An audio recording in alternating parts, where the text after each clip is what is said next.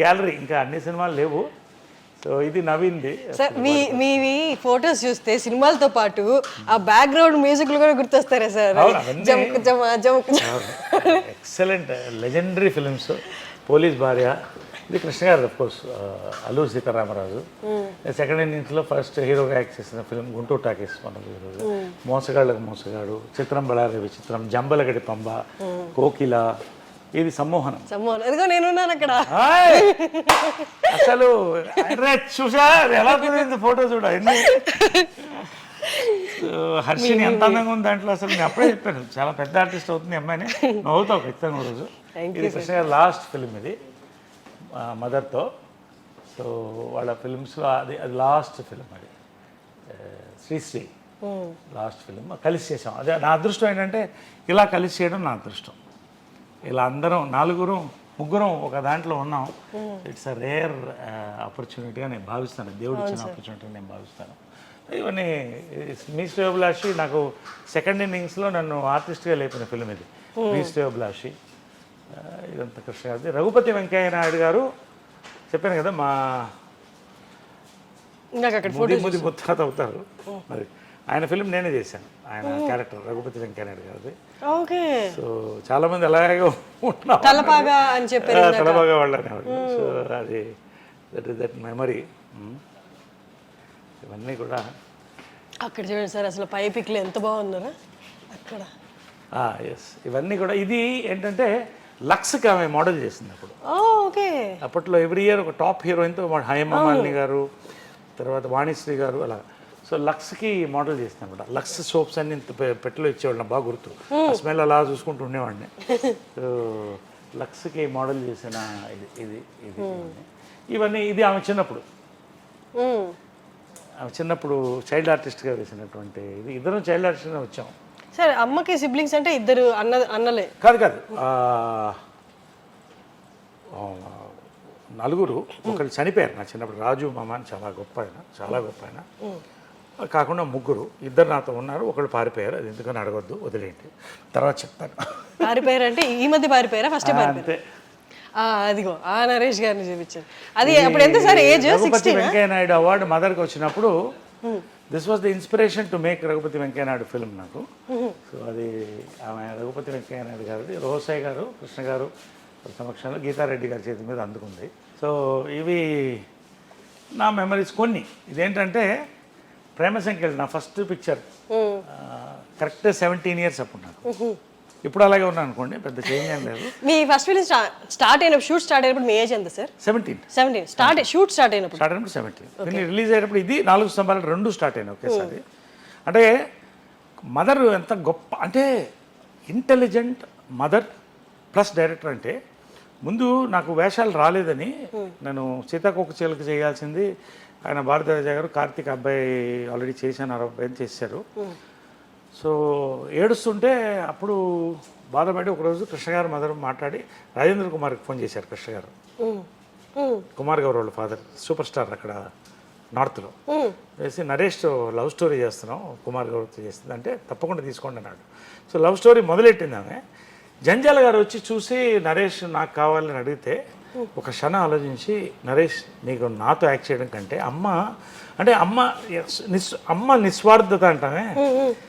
ఆమె అంత పెద్ద డైరెక్టర్ అప్పుడు, ఇంకా జంజాల గారు అప్పుడు అప్కమింగ్. నేను డైరెక్ట్ చేసి మనం ప్రొడ్యూస్ చేయడం కంటే జంజాల గారు లాంటి ఒక రైటర్ నిన్ను ఇంట్రొడ్యూస్ చేస్తున్నాడు, director Navata Krishnaraju legend produce, నా సినిమా ఆపుతున్నానని ఇచ్చేసింది వాళ్ళు.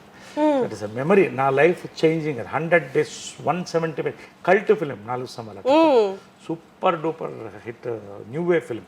సో నా థింకింగ్ అంతా కూడా యాక్టర్గా ఏదో కొత్తగా చేయాలి, కొత్తగా కనిపించాలనేది అక్కడే స్టార్ట్ అయిపోయింది జంజాల గారితో.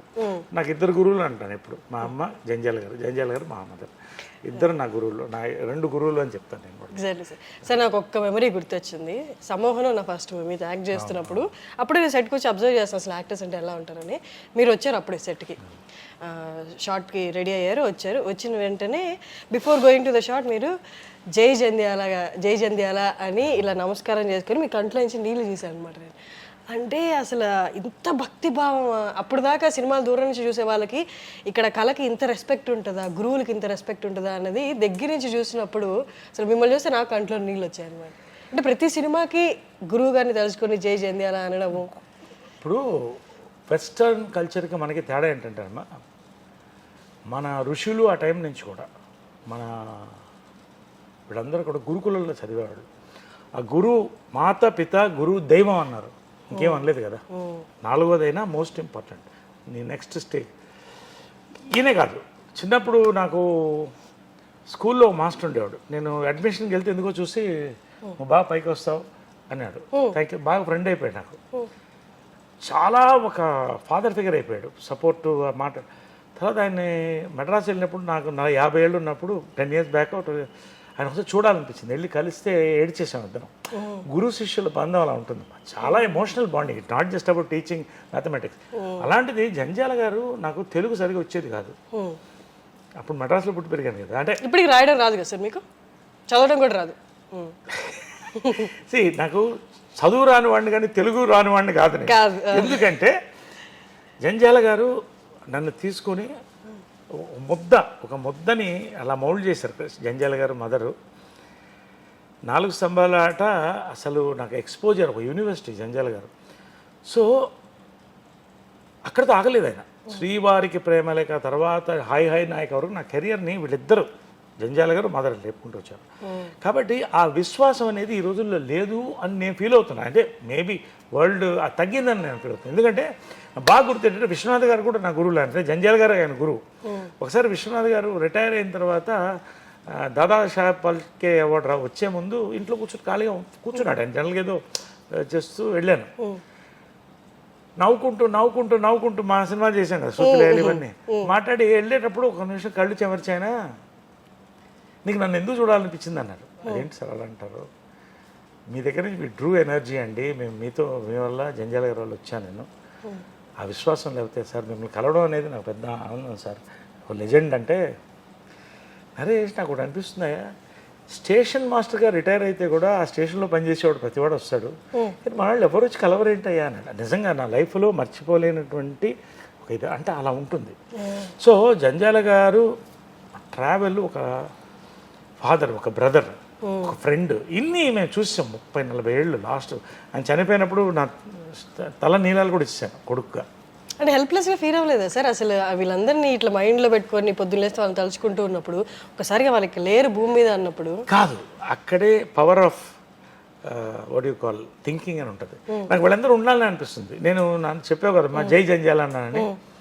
ఇది ప్రతి సినిమాకి ఒక షాట్ నేను కరెక్ట్ రావట్లేదు అని అనిపించినప్పుడు ఆయన వాయిస్, చిన్నప్పుడు నేను కొంచెం కాన్సన్ట్రేషన్ లేకుండా ఉండేవాడిని. పిల్లవాడిని కదా తిరుగుతూ నరేష్ అనేవాడు. అలర్ట్ అయ్యి సార్ అనేవాడిని. ఆయన కూడా కళ్ళపోయేవాడు అనేవాడు. ఇప్పటికీ ఆ విజువల్ సౌండ్ నాకు వస్తుంది. నేను కొంచెం మిస్ అయ్యి నరేష్ అని వస్తుంది, అది జై జంధ్యాల అనుకుంటా. అంటే ఆ సమ్మోహనం క్యారెక్టర్ నాకు చాలా ప్లస్ని ఇచ్చింది. సో ఆ క్యారెక్టర్ చేసేటప్పుడు చాలాసార్లు ఆయన తెలుసుకుంటే ఆ పవర్ వచ్చేది. సో వీళ్ళందరూ నా చుట్టూ ఉండాలని నా feeling, it's my psychological maybe, but వీళ్ళందరూ ఉన్నారు నాకు అనే ఫీలింగ్తో ఉన్నాను. కాబట్టి ఇన్ని దెబ్బలు తిని, ఎంత అప్స్ అండ్ డౌన్స్ చూసి రియల్ లైఫ్లో ఇవాళ ఈ స్థాయిలో నేను బాగున్నాను, మంచి నటుడుగా పేరు తెచ్చుకున్నానంటే దట్ ఈస్ బికాస్ వాళ్ళు ఉన్నారని నమ్మకం, వాళ్ళ బ్లెస్సింగ్స్. రెండోది ఏంటంటే ఆ విశ్వాసం ఎప్పుడు కూడా నిలబడుతుందని చెప్తాను. రాజకీయం చాప్టర్లో చాలా ఇంపార్టెంట్. నేను ఐడియాలజికల్గా ఆర్ఎస్ఎస్ చాలా ఇష్టం. బీజేపీలో చేరాను, స్టేట్ యూత్ వింగ్ ప్రెసిడెంట్ అయ్యాను, జనరల్ సెక్రటరీ అయ్యాను, వైస్ ప్రెసిడెంట్ అయ్యాను, కంటెస్ట్ చేశాను. అప్పుడు వాజ్పేయి గారు నన్ను పేరు పెట్టి పిలిచేవాడు, అంటే అంత బాగా పరిచయం. సో ఆయన మంచి కవి అనమాట. సో ఆయన మీద పోయిటరీ రాసి 1,00,000 మంది ముందు చదివాను.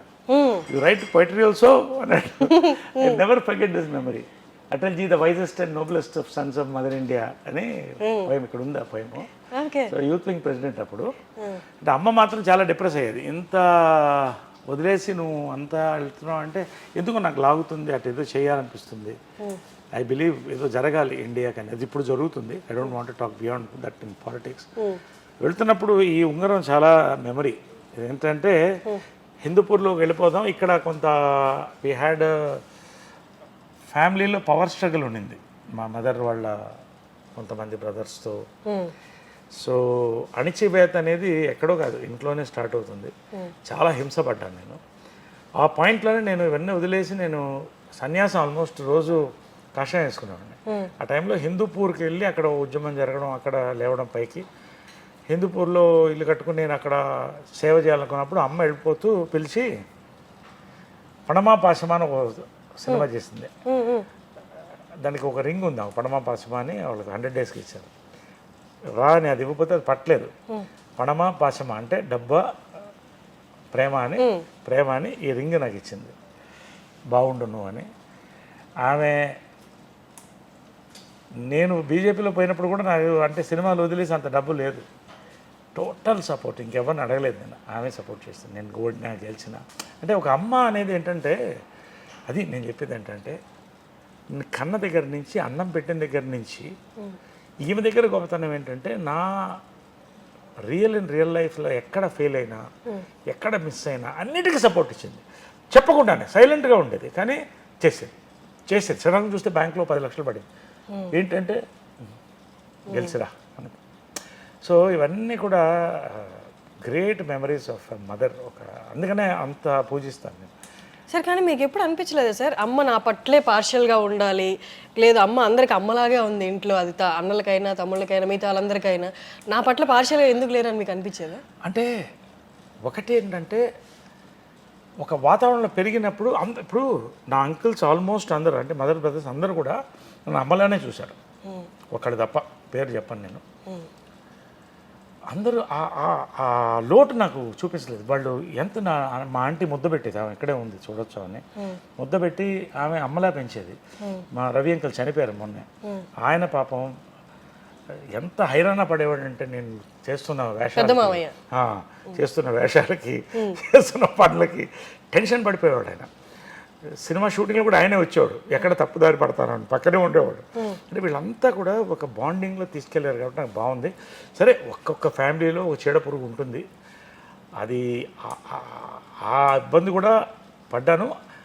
నన్ను వేరు చేయడం మదర్ దగ్గర అని చాలా ప్రయత్నం జరిగింది. ఎందుకంటే నేను స్ట్రాంగ్ పర్సనాలిటీ, ఇక్కడ ఒక ఎంపైర్ ఉంది, దీన్ని డిస్ట్రాయ్ చేయడం అంటే నన్ను డిస్ట్రాయ్ చేయాలి, వాళ్ళు లాభపడాలని ట్రై చేసిన. ఇవన్నీ జాయింట్ ఫ్యామిలీలో సహజమైంది, నేను కాదంట్లా.